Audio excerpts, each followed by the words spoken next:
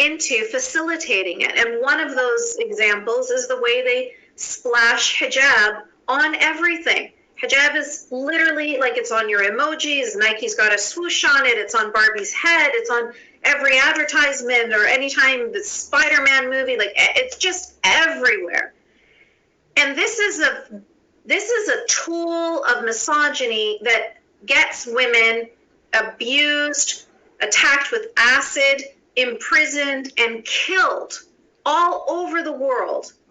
And you're not just standing idly by and saying, oh, well, let those women get abused and killed. You are fetishizing it. You are celebrating it.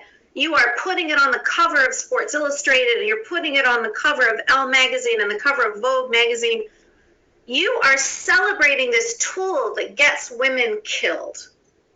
You know, so yeah, absolutely, you're correct. They're not just bystanders. They are actually, their hands are filthy in their support of this. And at the time, they will pretend, oh, we care about women of color, we care about minorities. That's somehow, some Orwellian way, they're managing to do both of those things at the same time. What's staggering is that over here we have the rape gangs and the absolute petrified fear of being called racist. What's staggering, and actually quite fitting for the upside-down world we live in now, is that you are leaving young girls. If we take FGM as an example, mostly in the UK, it's young Somali girls who suffer FGM. So they are leaving little Somali girls to a punishment that they would never let a white girl suffer. And yet, if you object, you are the racist for saying that the little Somali girl should have the same protection as the white girl. And you know, it's 100%. You know, absolutely. How are you not the racist when you say this girl with blonde hair needs to be protected, but this girl with the brown skin, go ahead and take a razor to her genitals. It's perfectly fine. In fact, you know, we'll encourage that. We have our prime minister over here.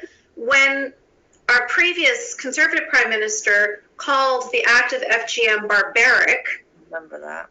Then we had our liberal prime minister come in and oppose that language and say, oh, it's not barbaric. Fuck you. What could possibly be more barbaric? I'm sorry, I don't know if I'm allowed to curse. But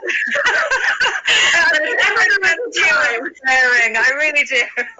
It was the most fitting time it had to happen. Like, you know, this guy jumping in and saying, oh, it's not barbaric, we shouldn't use that language. Like, you know, that's the facilitation you were talking about. That is the support that you're talking about. He's essentially saying, oh, no, there's nothing wrong with doing that. We're not going to condemn that. You go ahead and do what you need to do.